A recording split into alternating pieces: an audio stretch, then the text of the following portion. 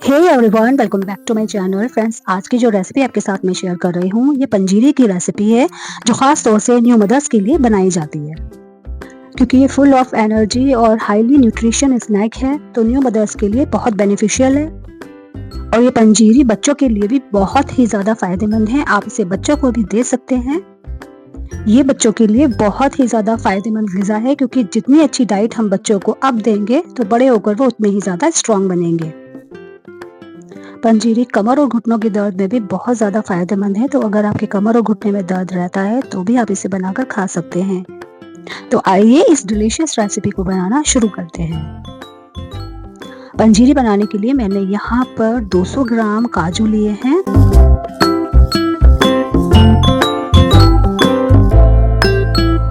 और 250 ग्राम मैंने यहाँ पर बादाम लिए हैं।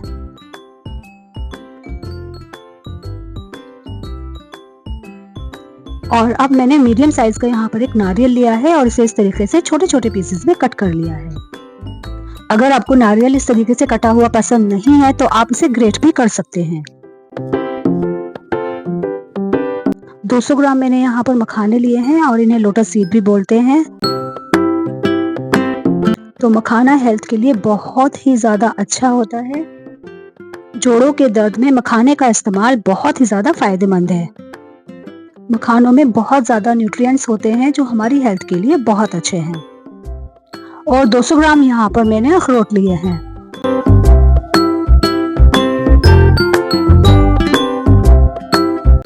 और 250 ग्राम मैंने यहाँ पर छुआरे लिए हैं और इनके इस तरह से छुआरे के सीड्स निकाल लिए हैं। उसके बाद इन्हें इस तरीके से छोटे छोटे पीसेस में मैंने कट कर लिया है।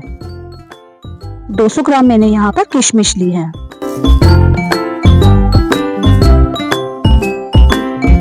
मैंने यहाँ पर 4 मगज लिए हैं जिनमें खीरे के बीज हैं, कद्दू के बीज हैं, खरबूज और तरबूज के बीज हैं।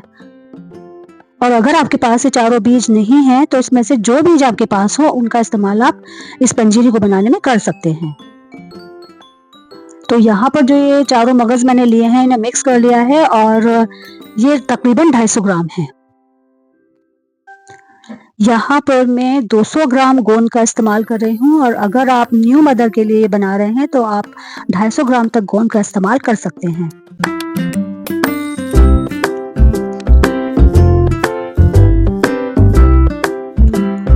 और अब यहाँ पर मैंने 200 ग्राम बेसन लिया है जिसे अच्छे से छान लिया है।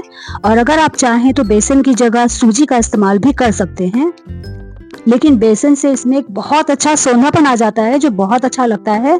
तो मैं यहाँ पर इसीलिए बेसन का इस्तेमाल कर रही हूँ। और यहाँ पर मैंने 600 ml देसी घी लिया है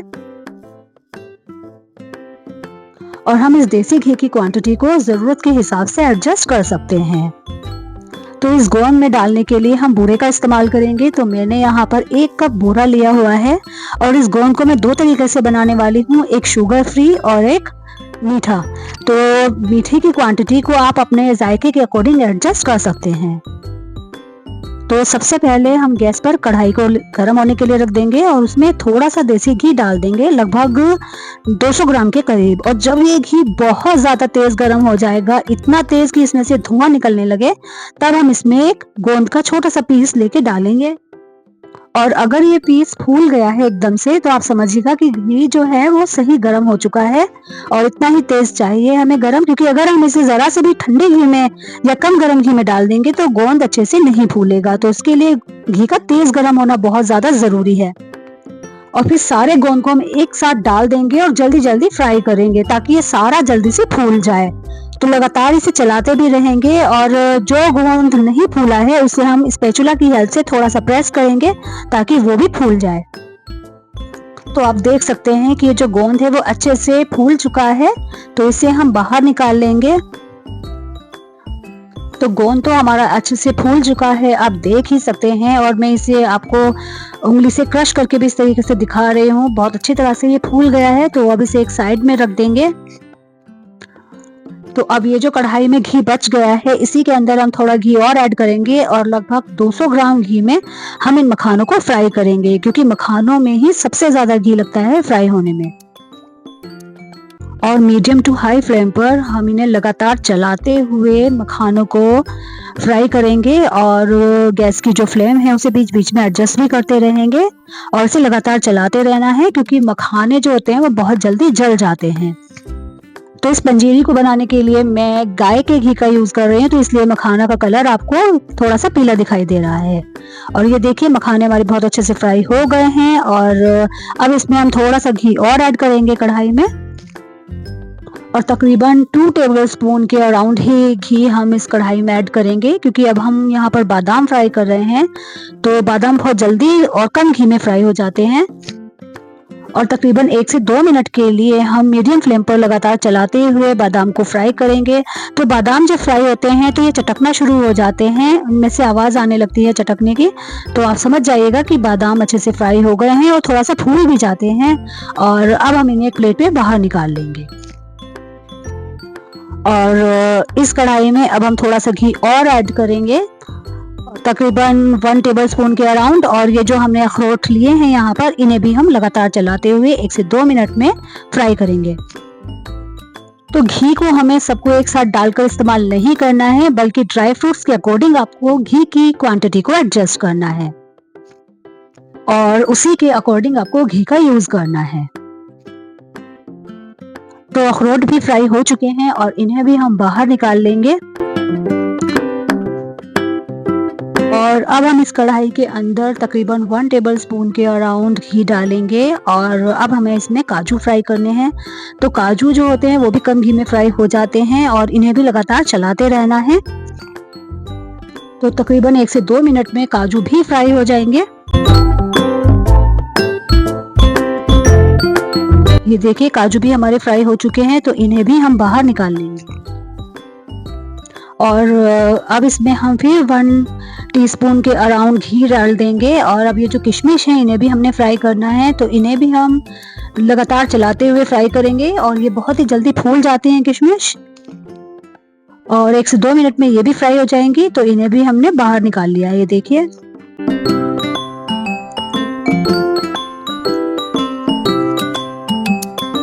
और अब इस कढ़ाई में हम घी डालेंगे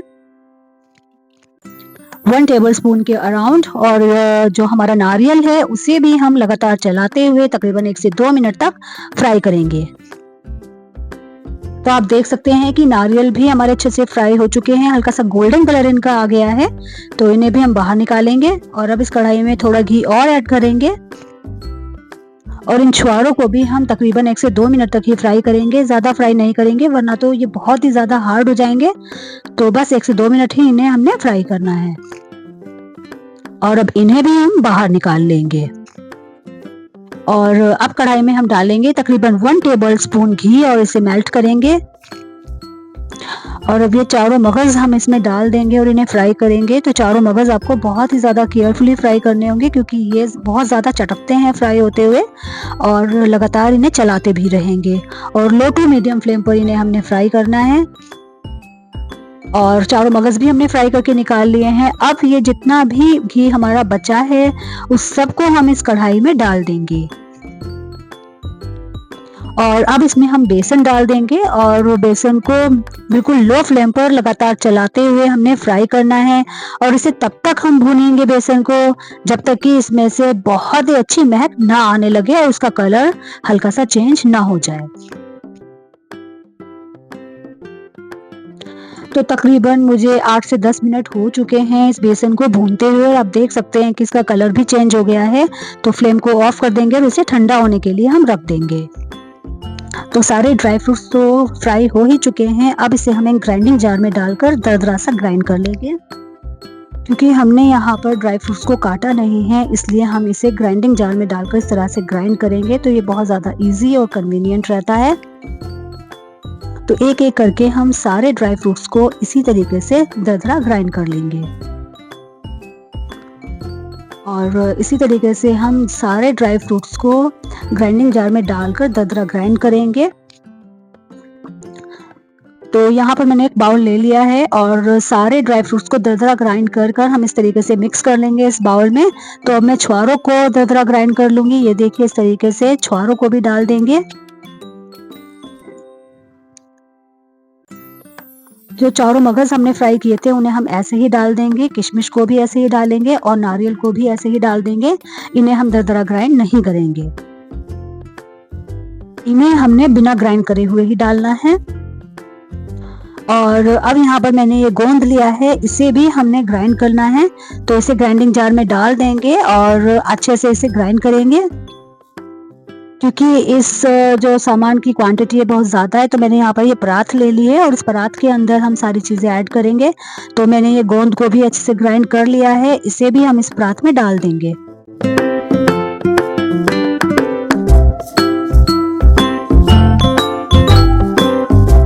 तो गोंद को भी हमने दरदरा ग्राइंड ही करना है और अगर कोई चंक्स गोंद का रह जाता है तो उसे हम स्पून की हेल्प से प्रेस कर देंगे। और अब जो यहाँ मखाने हमने लिए हैं, इन मखानों को हम इस गोंद में ऐड कर देंगे और थोड़े से मखाने बचा लेंगे, उन्हें हम दरदरा ग्राइंड करेंगे तब ऐड करेंगे। मखानों का जो फ्लेवर है वो बिना ग्राइंड किए हुए बहुत अच्छा लगता है, तो थोड़े से मखाने ही हमने इस पे ग्राइंड करने हैं, बाकी सब हम इसमें ऐसे ही डाल देंगे।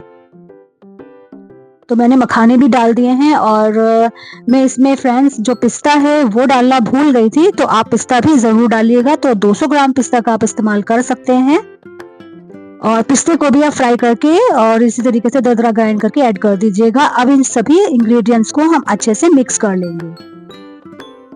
तो मैंने एक बड़े बर्तन के अंदर इस पंजीरी को डाल दिया है, क्योंकि अभी मुझे यहाँ पर जो बेसन हमने भून कर रखा था उसे भी डालकर मिक्स करना है। और अब इस बेसन को भी हम ऐड कर देंगे और अच्छे से मिक्स करेंगे। तो ये लीजिए, मैंने बेसन को अच्छे से इसमें मिक्स कर लिया है, तो हाथों की हेल्प से भी आप मिक्स कर सकते हैं। और अब इसके अंदर मैं डाल रही हूँ 1/2 टीस्पून दखनी मिर्च। तो दखनी मिर्च का इस्तेमाल बहुत ज़्यादा अच्छा रहता है और इससे आंखों की जो रोशनी होती है वो भी बहुत ज़्यादा तेज़ होती है, तो इसे आप ज़रूर डालिएगा। और अब इन सभी इंग्रेडिएंट्स को हम अच्छे से मिक्स करेंगे। और अब इस पंजीरी को मैं 2 जगह डिवाइड कर रही हूँ, क्योंकि मैं 2 तरह से इसे बनाने वाली हूँ। एक पंजीरी जो कि हम शुगर पाउडर डालकर बनाएंगे और दूसरी पंजीरी को आप शुगर पेशेंट को भी दे सकते हैं। तो जब भी आप शुगर पेशेंट को इसे खिलाएं तो इसमें थोड़ी सी खजूर काट कर डाल दीजिएगा, या आप इसमें शुगर फ्री पाउडर भी ऐड कर सकते हैं। तो इस पंजीरी को मैं मीठा बना रही हूँ, तो इसमें मैं 1 कप बूरा डाल रही हूँ। तो बूरे की क्वांटिटी को आप अपने जायके के अकॉर्डिंग एडजस्ट कर सकते हैं। तो मैंने इसमें 1 कप बूरा डाला है और अब इसे हम अच्छे से मिक्स कर लेंगे। तो ये लीजिए फ्रेंड्स, हमारी ये लाजवाब सी पंजीरी बनकर तैयार हो चुकी है। खाने में तो ये जायकेदार है ही और इसके हेल्थ बेनिफिट्स भी बहुत हैं। तो आप इसे ज़रूर बनाइएगा अपने और अपनों के लिए, और इंशाल्लाह इससे आपको बहुत ज़्यादा फ़ायदा होगा। स्पेशली जो पढ़ने वाले बच्चे होते हैं उनके लिए तो ये बहुत ही अच्छी है। और अगर आपको मेरी ये रेसिपी पसंद आती है तो मुझे कमेंट्स में भी ज़रूर बताइएगा कि आपको ये रेसिपी कैसी लगी। और अगर आप मेरे चैनल पर पहली बार आ रहे हैं तो मेरे चैनल को सब्सक्राइब और वीडियो को लाइक और शेयर ज़रूर से कर दीजिएगा।